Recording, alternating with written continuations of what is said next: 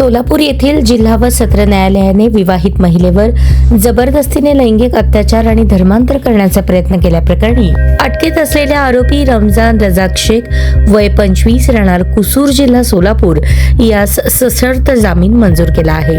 Mandrup police station येथे आरोपी विरुद्ध भारतीय न्यायसंहिता 2023 चे कलम 64(2)M 127(4)115(2), 351(2) आणि 351(3) प्रमाणे 24 एप्रिल 2025 रोजी गुन्हा दाखल करण्यात आला होता.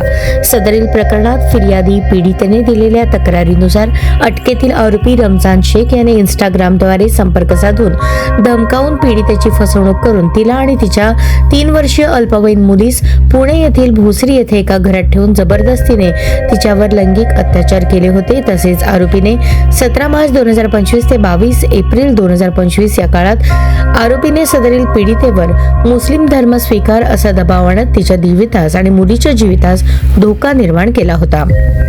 आरोपीने पीडितेला भोसरी येथील घरात डांबून ठेवल्याने तो कामानिमित्त बाहेर गेल्यानंतर त्या खोलीतून बाहेर येऊन शेजारच्या महिलेकडून फोन घेऊन तिच्या पतीस संपर्क साधला. पीडितेच्या वडिलांनी मंद्रुप पोलीस स्टेशन येथे मिसिंग तक्रार दाखल केली होती.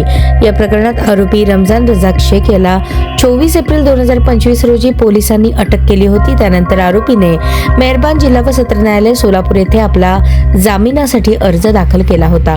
सुनावणी दरम्यान आरोपीतर्फे वकिलांनी असा युक्तिवाद केला की संपूर्ण तपास पूर्ण झाला असून दोषारोपपत्र दाखल झाले आहे. फिर्यादीने खोट्या तक्रारी केल्या असून हे प्रकरण परस्पर संमतीतील संबंधाचे आहे.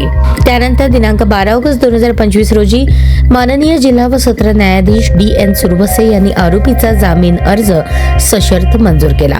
या प्रकरणात आरोपीतर्फे advocate Kadir Awati, advocate Dattatray Kapure, advocate Vaibhav Bonge, advocate Omkar Phadtare, advocate Mohim Pathan, advocate Shivratna वाघ आणि ॲडव्होकेट मनीष बाबरे यांनी काम पाहिले.